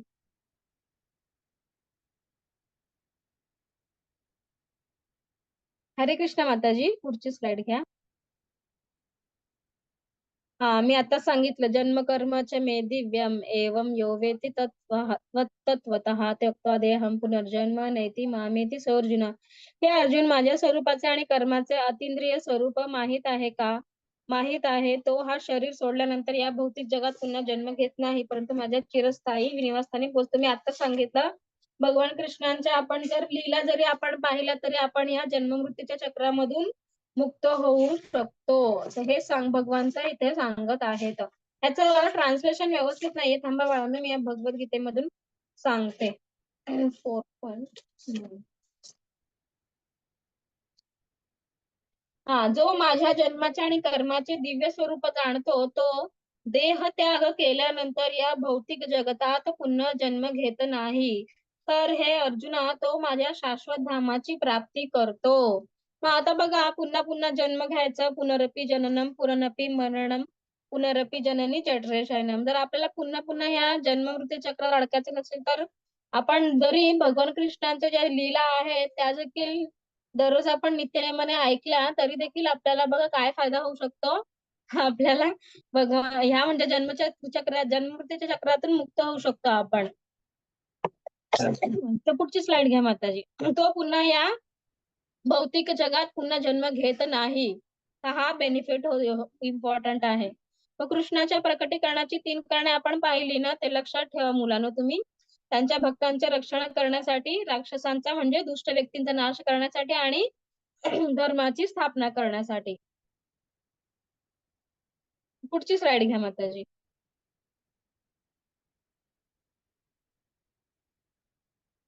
हे झालंय हे जन्म कर्माचे मे दिव्यम झालं, मी आता सांगितलंय. मग कृष्ण कोण आहे? कृष्ण हे सर्वोच्च भगवान आहेत. मग आतापर्यंत आपल्याला डाऊट पडला असेल, कृष्ण म्हणजे ते एक ग्वालबाल आहे, ते कसं काय सर्वोच्च भगवान होऊ शकतात? तर आता भगवद्गीता वाचता वाचता कळलं असेल ना तुम्हाला मुलांनो, की कृष्ण हेच सर्वोच्च भगवान आहेत. आणि ते कसे आहेत? आदी परम पुरुष आहेत. म्हणजे त्यांचा कोणते सुरुवात नाही, अंत नाही किंवा मध्य नाही किंवा काही नाही. ते अनादी अनादी अनादी काळापासून म्हणजे आपण इमॅजिन देखील करू शकत नाही. तर असे आदी पुरुष आहेत. आणि त्यांचं रूप कसं आहे तर श्याम सुंदर रूप आहे, द्विभुजधारी. आणि त्यांचे पितांबरधारी आहेत. पण पितांबर म्हणजे पिवळे वस्त्र त्यांनी धारण केले आहेत. आपण त्या आरतीमध्ये ऐकतो बघा, की विठ्ठले माझे माऊली ये गरडावर बैसुनी माझा कैवारी आला. तर विठ्ठल हे कोणाचा अवतार आहेत? म्हणजे कृष्ण विष्णू. विठ्ठल म्हणजे कृष्णच आहेत. पिवळा पितांबर कैसा गगनी झळकला. तर ते कसे असतात, त्यांचं वस्त्र रूप कसं आहे त्याचं सगळं वर्णन दिले आहे. ते पितांबर वस्त्र म्हणजे पिवळे वस्त्र त्यांनी धारण केले आहे. त्यांच्या डोक्यावर मोरपंख आहे आणि हातात बासरी आहे. तर असं हे द्विभुज श्यामसुंदर रूप आहे. हे भगवान कृष्णांचं शाश्वत रूप आहे. तर आता कोणी म्हणू शकत नाही भगवंत म्हणजे निराकार आहेत किंवा त्यांना काही रूप नाहीये, ते म्हणजे फक्त प्रकाश आहेत. प्रकाश आहे, त्यांचा जो शरीराचा दिव्य तेज आहे, प्रकाश आहे. तो प्रकाश आहे, त्याला ब्रह्मन म्हणतात. पण तो प्रकाश म्हणजे भगवंत नाहीये, तर त्यांचं साकार रूप आहे. आणि ते रूप आता आपल्याला कळालं आहे भगवद्गीतेमुळे. तर पुढची स्लाइड घ्या माताजी. हा, तर मी ते कंपॅरिझन केलंय बघा, तुलना केलीये कृष्णामध्ये आणि आपल्यामध्ये. तर कृष्णांविषयी काय सांगितलंय, त्यांचं रूप नित्य आहे आणि कायम आहे. मनुष्याचं आपलं कसं आहे, आपलं रूप अनित्य आहे. आपण या जन्मामध्ये जेवढे आपल्याला श्वास दिलेले असतात, जेवढे दिवस दिलेले असतात, तेवढं आपण जगतो आणि मग पुन्हा आपला मृत्यू होतो. मग मृत्यूनंतर पुन्हा कर्मानुसार आपल्याला दुसरा म्हणजे जन्म मिळतो किंवा दुसरं शरीर आपल्याला मिळतं. असं सातत्याने चालू असतं, हो की नाही? जोपर्यंत आपल्याला मोक्ष मिळत नाही तोपर्यंत. पण कृष्णांचं तसं नाहीये. त्यांचं शरीर कसं आहे, आध्यात्मिक आहे आणि आपलं शरीर कसं आहे, भौतिक आहे. भौतिक म्हणजे काय ना, तर जिथल्या म्हणजे जन्म, मृत्यू, जरा, व्याधी ह्या प्रकारचे म्हणजे 4 गोष्टी ना आपल्याला ह्या जन्मामध्ये भोगाव्या लागतात. म्हणजे जरा मी सांगितलं ओल्ड एज आणि व्याधी म्हणजे वेगवेगळ्या प्रकारचे रोग वगैरे वगैरे होतात. ते पण आपल्याला फेस करावे लागतात. पण भगवान कृष्णांचं शरीर आध्यात्मिक असल्यामुळे हे 4 प्रकारचे दोष तिथे आढळत नाहीत. आणि मग त्यांचं शरीर आणि आत्मा यात काही फरक नाहीये. भगवान कृष्णांचं जे शरीर आहे ना, तेच त्यांचा आत्मा आहे. तर आपण असं म्हणू शकत नाही त्यांच्या हृदयामध्ये पण काय आत्मा आहे, परमात्मा आहे. ते स्वतःच परमात्मा आहेत. त्यांचं जसं शरीराचं पूर्ण रूप आहे ना, तेच त्यांचा आत्मा पण आहे. पण आपल्या शरीराचं तसं आहे का? नाहीये. आपल्या शरीरातला आत्मा कसा हृदयामध्ये अतिशय सूक्ष्म अशा रूपामध्ये तो म्हणजे संपूर्ण शरीराला चेतना अशी ते पसरलेली आहे. आणि जसा आत्मा सोडून जातो शरीर, तर तसा शरीर हे मृत होतं, की नाही तो हालचाल करू शकत नाहीये. त्यामुळे आपला आत्मा आणि आपलं शरीर कसं आहे, वेगळं आहे आणि आपण शरीर नाहीये, आपण आत्मा आहोत. आणि मग कृष्ण हे मायेचे नियंत्रक आहेत. म्हणजे भगवान कृष्ण हे मायेमध्ये वगैरे फसत नाहीत कधी. तर मायाच ही काय आहे, भगवान कृष्णांची म्हणजे शक्ती आहे आणि ती कृष्णांद्वारे नियंत्रित आहेत. माया म्हणजे काय ना, तर आपण भ्रम होणे आपल्याला. आपल्याला काय वाटतं, की आता मी हे शरीर आहे. मग या शरीराला ज्या काही गोष्टी सगळ्या लागतात त्याच मी करत बसतो. तर ह्याला माया म्हणतात. म्हणजे भ्रम होणे. माया म्हणजे भ्रमामध्ये असणे. मग आपण सगळ्या नको त्या गोष्टींमध्ये अडकत राहतो, की मग आता मी मनुष्य आहे, मला रिलेशनशिप आहे, मग मी लग्न वगैरे करतो किंवा हो की नाही? मग परिवार असेल तरच मी आनंदी राहील. तर नाही, तसं नाहीये. भगवान कृष्ण आपण त्या कारण आपण मायेमध्ये नियमांमुळे नियंत्रित केले गेले आहेत. पण भगवान कृष्ण हे आत्माराम आहेत. आत्माराम म्हणजे ते स्वतःमध्येच रममाण झालेले असतात आणि स्वतःमध्येच ते आनंदी असतात. तर पुढची स्लाईड घ्या माताजी.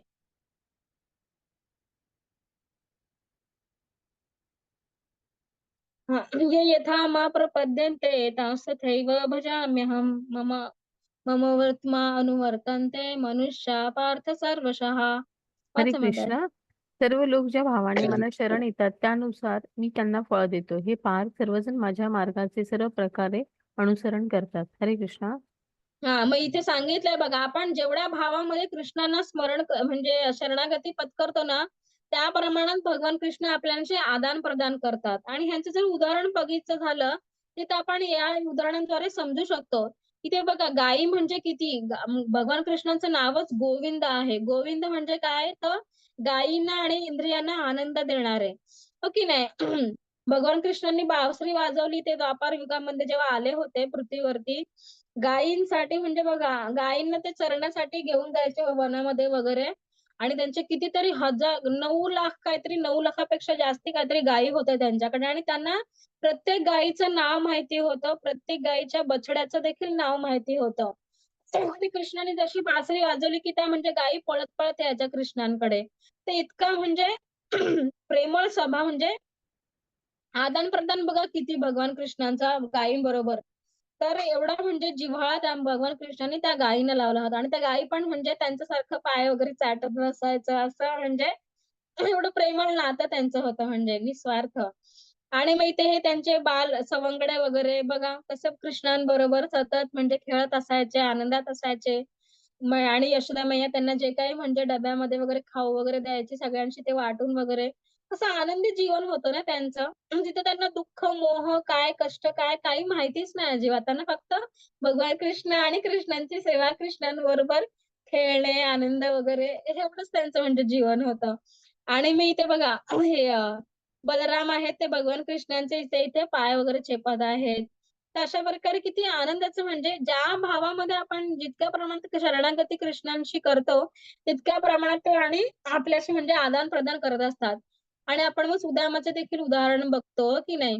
एवढा तो गरीब ब्राह्मण होता, पण नंतर जेव्हा तो म्हणजे फक्त मूठभर पोहे किंवा काय तांदूळ वगैरे काहीतरी त्यासाठी घेऊन येतो कृष्णांसाठी आणि तो जेव्हा मग परत जातो त्याच्या घरी निघून, तर संपूर्ण कसं त्याचं घर बदललेलं असतं. एवढा मोठा महाल, सोने, चांदी वगैरे घरामध्ये सगळं ऐश्वर्य वगैरे भरलेलं असतं. ते पाहिलं की नाही आणि आपण पांडवांचं उदाहरण बघितलं. दुर्योधनाने त्या पांडवांना किती त्रास दिला की नाही. लाक्षागृहामध्ये जाळवण्याचा प्रयत्न करतो, अन्नामधून विष नेण्याचा प्रयत्न करतो. मोठमोठे नरभक्षक वगैरे पांडवांना खायला वगैरे येतात आणि मग युद्धामध्ये वगैरे. तर हे आणि भगवान कृष्ण पांडव हे शुद्ध भक्त आणि त्यांचा मित्र असल्यामुळे भगवान कृष्ण सातत्यानं म्हणजे संरक्षण करत राहिला. इव्हन आपण द्रौपदीचं उदाहरण बघतो की नाही.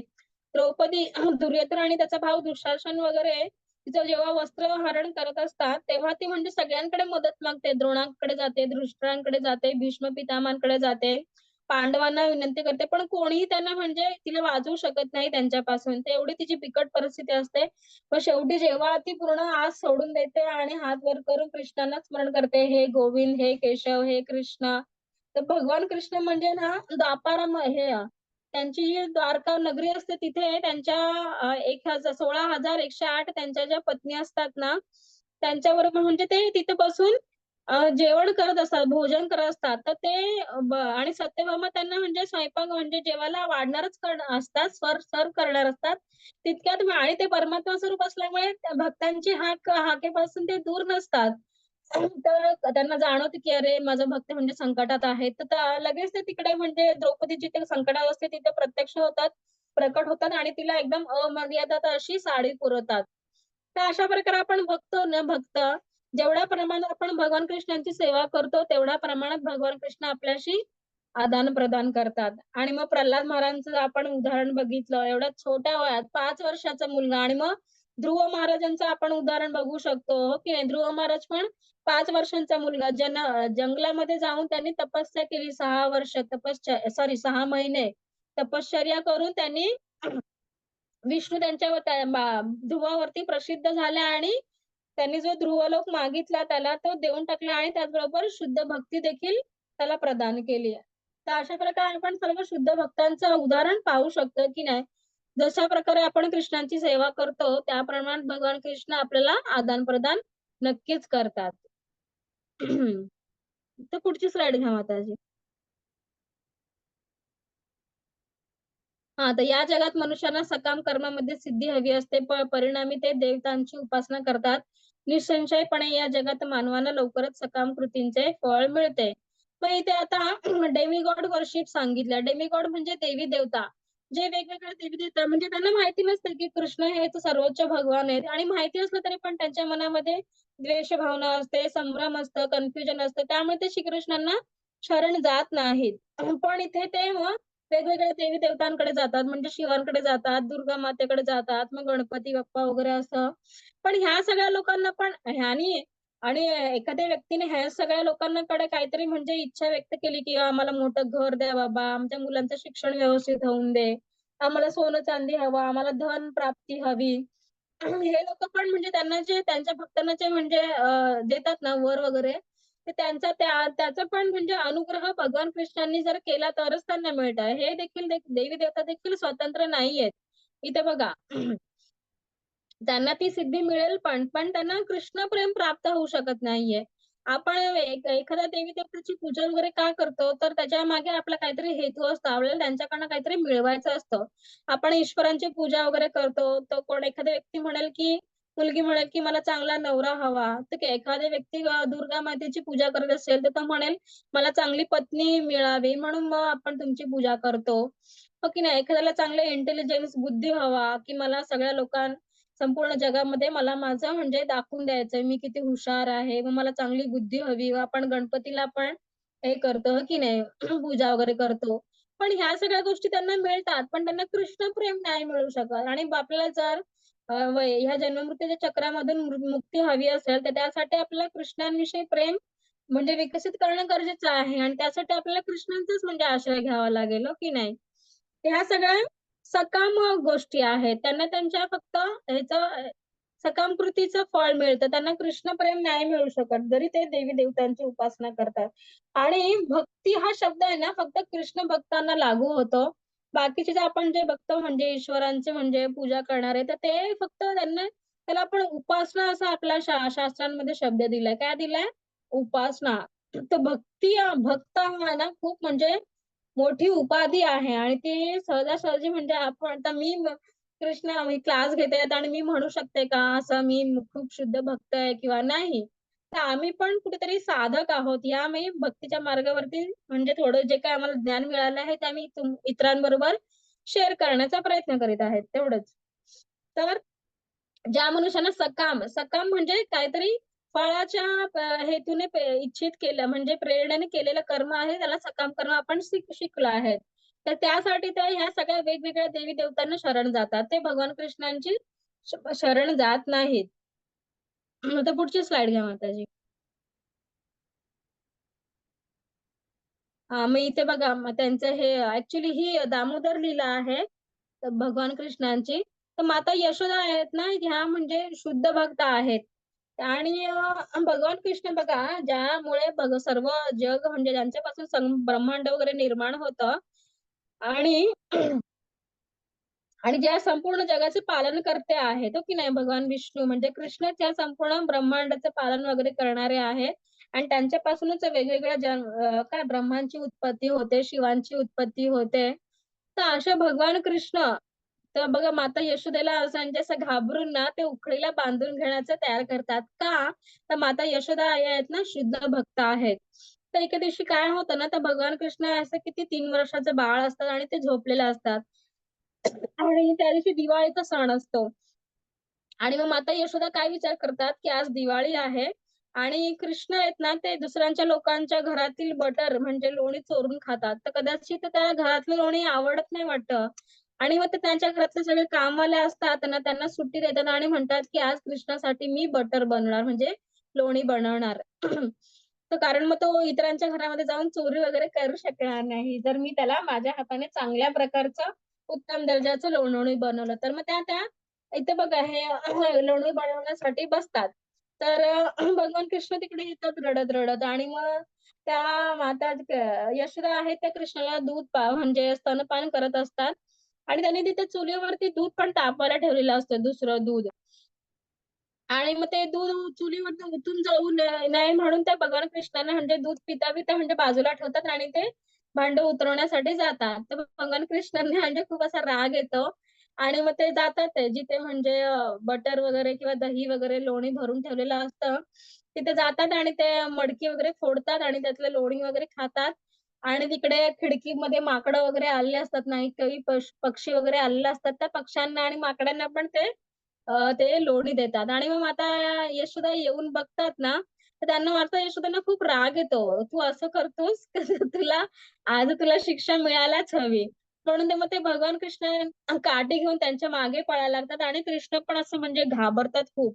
आता मी हे सगळं एवढं म्हणजे लोण्याची मडकी वगैरे फोडलेली आहे, सगळं पसारा करून ठेवला आहे. आता मला माझी आई चांगलाच मार बसणार आहे. तसं घाबरून म्हणजे पळायला लागतात आणि मग माता यशोदा पण काठी घेऊन त्यांच्या मागे पळायला लागतात आणि मग तिथे गोपिका वगैरे सगळे येतात आणि हे सगळं दृश्य चाललेलं असतं. तर मग मग माता यशोदा आहेत ना, त्या पकडतात त्यांना कसं तरी करून पकडतात आणि मग त्यांना झाड हे उखळाला बांधून ठेवतात. की एवढा म्हणजे बदमाश झाला आहेस, एवढ्या म्हणजे खोड्या करतोस, तुला ना आज शिक्षा मिळायलाच हवी. तुला जर बांधून ठेवलं तर तू हे करूच शकणार नाही. मग त्या कृष्णाला असं म्हणजे बांधतात. आणि हे देखील आईचं प्रेमच असतं, की नाही आपण असं म्हणू शकत नाही, की आता मला आईने बांधून ठेवलं म्हणजे माझी आई खूप वाईट आहे वगैरे असं. तर एक सुंदर लीला आहे. आणि मग भगवान कृष्ण बघा त्यांचं म्हणजे माता यशोदेचं प्रेम आणि त्या जेव्हा म्हणजे त्या दोरीने बांधत असतात ना, तर प्रत्येक वेळेस ती म्हणजे दोरी आहे ना 2 बोटं म्हणजे अशी कमी पडत असते. मग माता यशोदा त्यांच्या घरात तर 9 लाख गायी असतात. 9 लाख गायी बांधण्यासाठी त्यांच्या घरामध्ये केवढी मोठी दोरी असेल. ती सगळी दोरी घेऊन येऊन येतात आणि बांधतात. मग तरी 2 बोटे कमी पडते. मग त्यांच्या बाजूच्या ज्या गोपिका वगैरे असतात ना, त्या पण त्यांच्या घरातली दोरी घेऊन येतात. मग ती बांधतात, ती पण परत 2 बोट कमी पडते. अशा प्रकारे ही सगळी लीला चालू असते. आणि मग माता यशोदा पण म्हणजे खूप संभ्रमात पडतात. अरे, असं कशी तो एवढी मोठी दोरी पण 2 प्रत्येक वेळेस 2 बोट कमी पडते. तर मग मग माता यशोदा थकायला लागतात खूप आणि मग कृष्ण आहेत ना, ते बघतात की माझी आई आता थकायला लागली आहे. आता मी चुपचाप बांधून घेतो तिच्याकडून. तेव्हा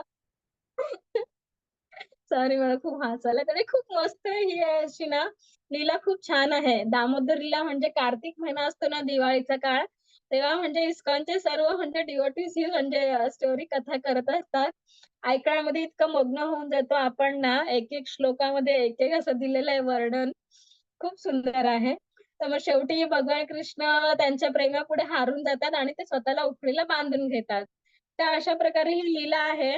म्हणजे भगवान कृष्ण साक्षात बघा, जे तिन्ही लोकाचे स्वामी आहेत, मृत्यू देखील त्यांना घाबरतो. म्हणजे मृत्यू, यमदेवाचे कंट्रोलर पण भगवान कृष्ण आहेत. तर अशा अशा म्हणजे तिन्ही लोकांचे स्वामी आदिपुरुष माता यशोदेला घाबरतात आणि मग त्यांच्या हातून उखळाला बांधून घेण्यासाठी तयार होतात. अशा प्रकारचं म्हणजे ही लीला आहे. तर का त्यांनी बांधून घेतलं तर माता यशोदा या शुद्ध भक्त आहेत आणि शुद्ध भक्तांना असा आनंद देण्यासाठी भगवान कृष्ण स्वतःला देखील बांधून घ्यायला तयार होतात. तर अशा प्रकारे पूर्णपणे शरणागती जेव्हा आपण भगवान कृष्णांवरती म्हणजे हे होतो, शरणागत होतो, तेव्हा भगवान कृष्ण आपल्यासाठी काहीही करायला तयार होतात. म्हणजे स्वतःची प्रतिज्ञा देखील ते मोडायला तयार होतात.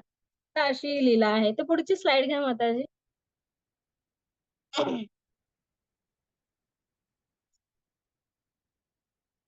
हां, न मां कर्माणि लिम्पन्ति न मे कर्मफले स्पृहा इति मां योऽभिजानाति कर्मभिर्न्यसबध्यते. हरे मस्त म्हणतात. कृष्ण, माझ्यावर कोणतेही कर्म परिणाम करीत नाही. मला कर्म करायची इच्छाही नाही. माझ्याबद्दल हे सत्य जे जाणतात, ते कधीही कर्मबंधनात बांधले जात नाही. हां, मग इतर मनुष्य काय म्हणतात ना, त्यांना काय वाटतं, की भगवान कृष्ण या पृथ्वीतलावरती मनुष्य रूपामध्ये अवतार घेतात आणि मग मनुष्यासारखे काहीतरी ते कर्म वगैरे करतात. ते त्यांच्या म्हणजे काय ग्वाल-बाल आहे, ते गायींना चारायला वगैरे नेतात आणि त्यांच्या ग्वाल-बाल वगैरे मुलांवर बरोबर खेळतात आणि काहीतरी असे म्हणजे असाधारण ती कृत्य करतात आणि मग ते आपल्या धामला निघून जातात वगैरे म्हणजे असं सामान्य व्यक्ती मानतात भगवान कृष्णांना. पण भगवान कृष्ण इथे काय सांगतात बघा, माझ्यावरती कोणत्याही कर्माचा परिणाम होत नाही. म्हणजे कृष्ण भगवंत असल्यामुळे आपल्याला तसं म्हणजे सकाम कर्म, काय ते विकर्म, पापकर्म त्याचं कसं रिएक्शन लागते. भगवानात तसं काहीही लागत नाही. ते म्हणजे इकडं ते कोणत्या ते जेव्हा या पृथ्वीतलावरती अवतार घेऊन येतात, तेव्हा ते काहीही करू शकतात. कोणत्याही प्रकारच्या ते लीला करू शकतात त्यांच्या इच्छेनुसार. तर असं आपण म्हणू शकत नाही, की आता त्यांनी म्हणजे काहीतरी दुर्योधनाला मारलं आणि म्हणजे युद्ध करण्यासाठी भाग पाडलं, तर भगवान कृष्णाने म्हणजे वाईट केलं. त्यांनी असं म्हणजे युद्ध थांबवायला पाहिजे होतं. ते जर भगवंत असले, तर त्यांनी हे एवढं नुकसान होऊन देण्यापासून वाचवायला पाहिजे होतं. असं त्यांना आणि मग त्यांना त्यांची काहीतरी प्रतिक्रिया लागेल नाहीये. तर त्यांना ते भगवंत आहेत. ते काहीही करण्यासाठी मुक्त आहेत. ते काहीही करू शकतात. त्यांना कोणत्याही कर्माचं म्हणजे असं फळ लागत नाही आणि हे सत्य जे म्हणजे हे सत्य जो भक्त जाणतो, काय माझ्यावर कोणतेही कर्म परिणाम करीत नाही. मला कर्मफळाची इच्छाही नाही. माझ्याबद्दल हे सत्य जाणतात ते कधीही आणि बघा एवढं फक्त जाणल्या गेल्यामुळे पण आपण जर म्हणजे जाणून घेतल्याने त्यांनाही कर्मबंधनात ते बांधले जात नाहीत. इव्हन आपण म्हणूया या जगामध्ये आपण वेगवेगळ्या प्रकारचे कर्म करत असतो, जन्मल्यापासून ते मरेपर्यंत. जर आपण कृष्ण भक्तीमध्ये आलो आणि कृष्णाची नित्यकथा जर आपण म्हणजे श्रवण करायला सुरुवात केली, तर आपले म्हणजे बंधनं देखील भस्मसात व्हायला म्हणजे सुरुवात होते बघा. आपली बंधनं पण रिएक्शन्स जे आपल्याला लागलेले आहेत आतापर्यंत पुण्यकर्माचे, पापकर्माचे, तर ते पण देखील म्हणजे सगळे बंधनं आपली म्हणजे सगळे क्लिअर होतात बघा. एवढा म्हणजे फायदा आहे कृष्ण कथा फक्त श्रवण करण्याचा. आता इथे वेगवेगळ्या उदाहरणांद्वारे सांगितलं आहे. तर आपण हे घेऊया. खूप मोठा आहे हा चॅप्टर. चातुर्वर्ण्यं मया सृष्टं गुणकर्म विभागशः तस्य कर्तारमपि मां विद्या कर्तारम अव्ययम. हरे कृष्ण. प्रकृतीच्या 3 गुण आणि त्यांच्याशी संबंधित कर्मानुसार मानवी समाजातील 4 विभाग माझ्याद्वारे तयार केले गेले. जरी मी या व्यवस्थेचा निर्माता आहे, परंतु तू हे जाणले पाहिजे की मी अव्ययी असल्यामुळे अकर्ता आहे. हरे कृष्ण. हा, तर इथे भगवंत कृष्णांनी इथं 4 गुण आहे, गुणकर्म विभागणी केली आहे. चातुर्वर्ण म्हणजे 4 वर्ण आणि 4 आश्रम त्यांनी गुण आणि कर्मानुसार विभागणी केली आहे. आणि भगवान कृष्णांना हे सगळं ऍप्लिकेबल नाहीये, हे फक्त आपल्या मनुष्यांना ऍप्लिकेबल आहे. त्यांना हे सर्व गुण लागू नाही होत. हरे कृष्ण माताजी. ही स्लाइड्स दिसत नाही. हा, ते इथं कोणते तर आहेत हे 4 आश्रम आणि काय वर्ण, तर ब्राह्मण, क्षत्रिय, वैश्य आणि शूद्र. आणि मग हे 4 आश्रम कोणते, तर ब्रह्मचर्य, गृहस्थाश्रम, वानप्रस्थ आणि संन्यासाश्रम. तर अशा प्रकारे हे 4 आश्रम आणि 4 वर्ण भगवान कृष्णांनी मनुष्यांना त्यांच्या गुण आणि कर्मानुसार त्यांनी विभागणी करून दिली आहे.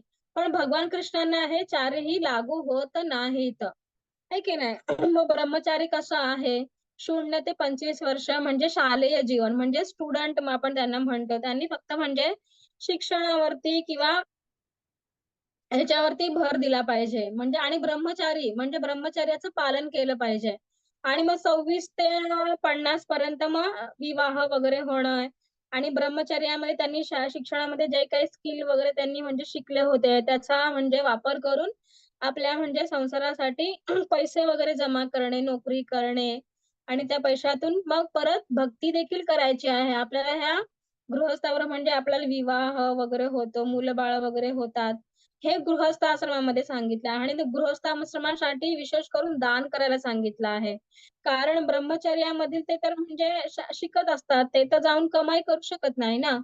त्यामुळे आणि गृहस्थ आश्रमामधील व्यक्ती स्वतःचा उपजीविका करण्यासाठी म्हणजे उदरनिर्वाह करण्यासाठी त्यांना तर हे पैसे कमावणे गरजेचं आहे. आणि मग त्यानंतर वानप्रस्थ 51 ते 75. वानप्रस्थ मग हळूहळू या संसारातून किंवा म्हणजे भौतिक जगतातून मन काढून घ्यायचं आणि मग भक्तीमध्ये लावायचा. आणि मग त्यानंतर 76 ते 100 वर्ष मग पूर्णपणे संन्यास. मग आता असा विचार करू नये की अरे बाबा मी नसलो तर माझ्या मुलाबाळांचं काय होईल, मग मला त्यांच्यासाठी हे सगळं तयार करायचंय, घर बांधायचंय, असं करायचंय, ते करायचंय, ह्या सुविधा द्यायच्या आहेत.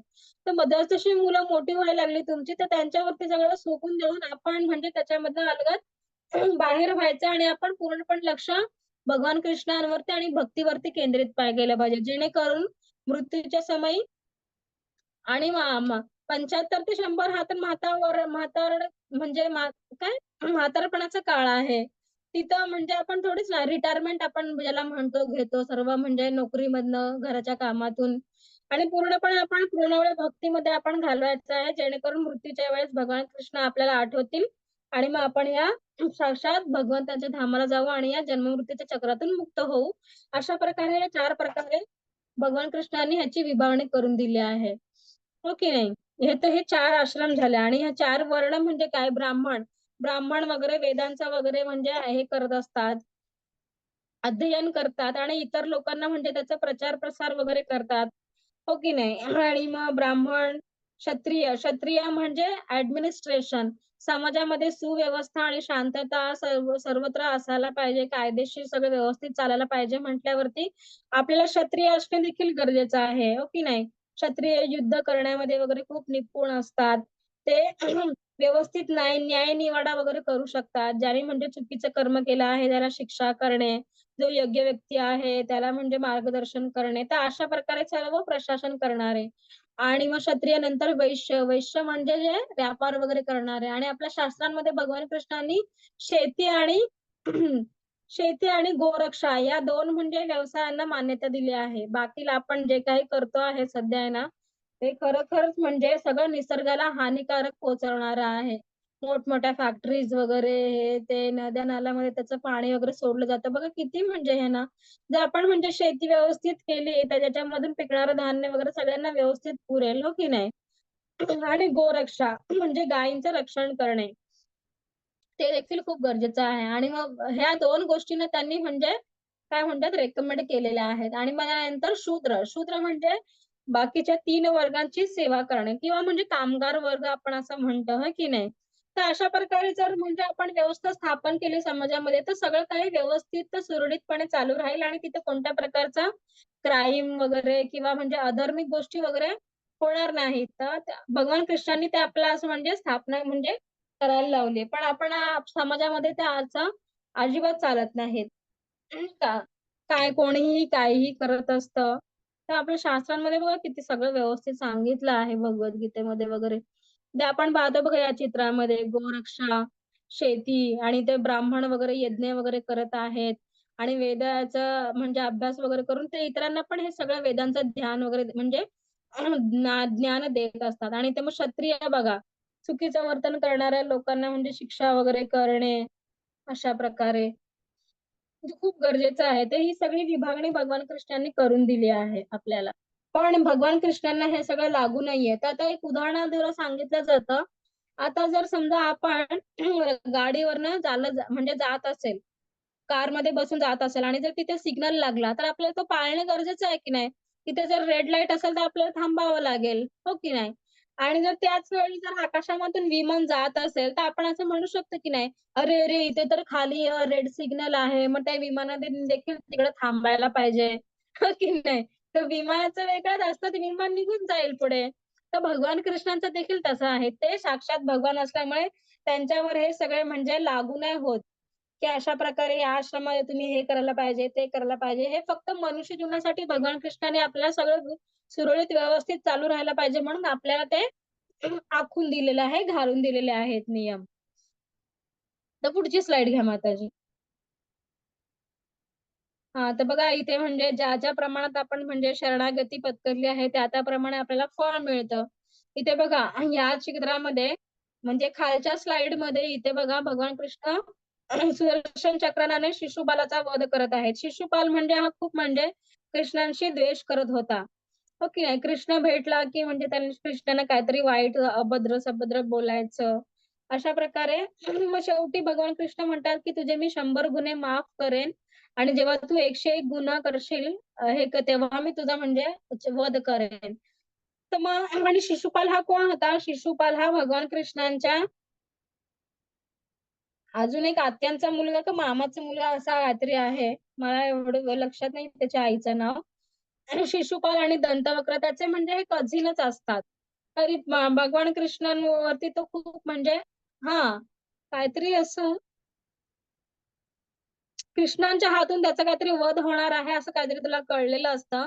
म्हणून तो कृष्णांवरती म्हणजे खूप असा म्हणजे द्वेष करत असतो.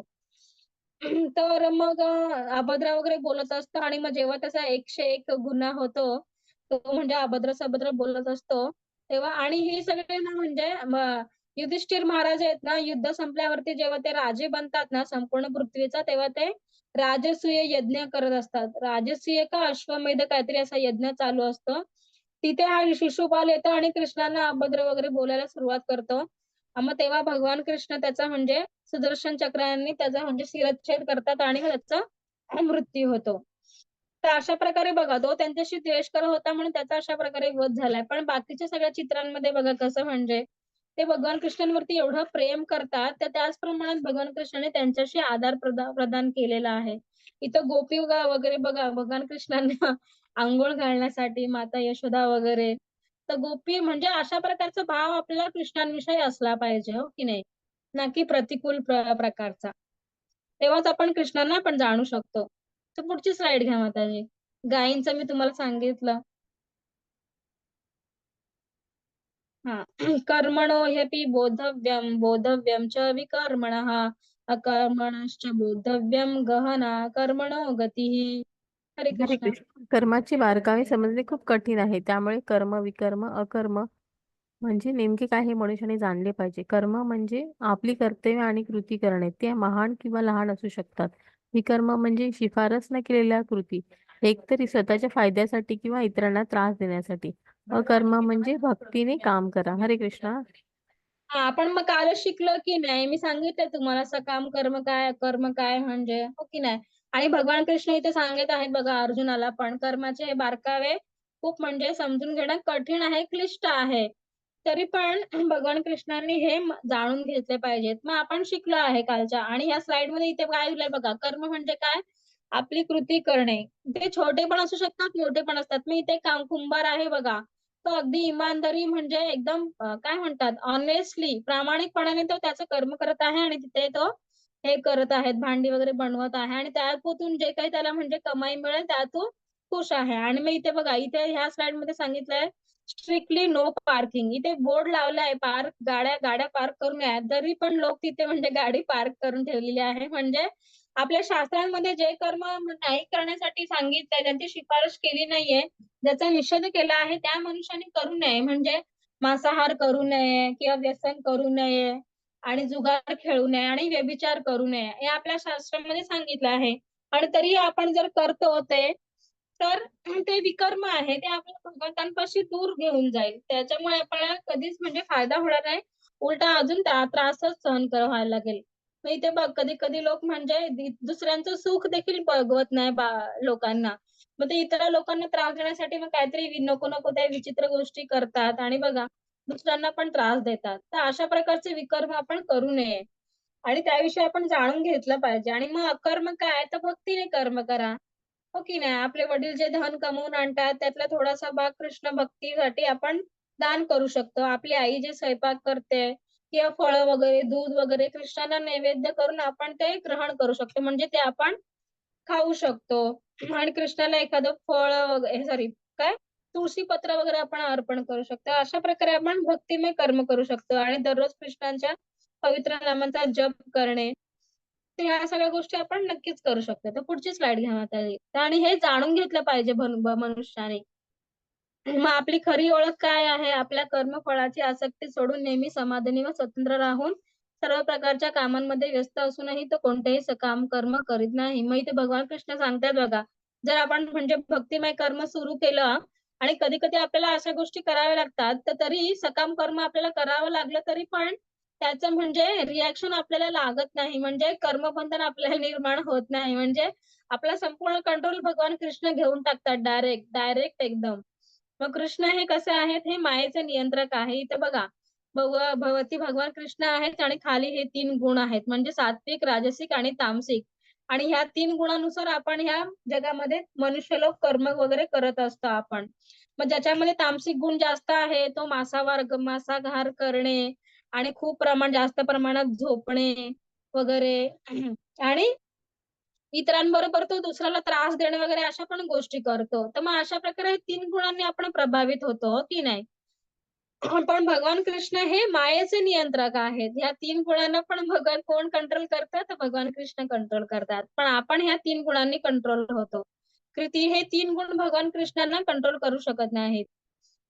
तर अशा प्रकारे कृष्णाचे शरीर कसं आहे? आध्यात्मिक आहे. कृष्णांचा आत्मा आध्यात्मिक आहे. पण आपलं शरीर कसं आहे? भौतिक आहे. आणि पण आपला आत्मा कसा आहे? हा आध्यात्मिक. का आध्यात्मिक आहे? कारण तो कृष्णांचा अंश आहे.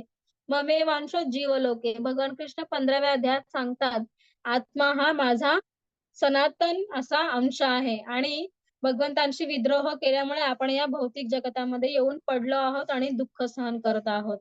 जर आपण भगवंतांच्या नामाचं स्मरण म्हणजे जप केला तर आपण भगवंतांविषयी प्रेम निर्माण करू शकतो आणि आपण आपल्या शाश्वत धाम मध्ये जाऊन भगवान कृष्णांबरोबर नित्य जीवन म्हणजे आपण तिथे व्यतीत करू शकू.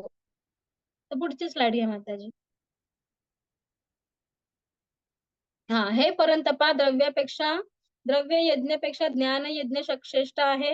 हे पार्था शेवटी सर्व कर्म यज्ञ दिव्य ज्ञानात संपतात. इथे काय सांगितलंय ना बेसिकली, हरे कृष्ण माताजी स्लाइड.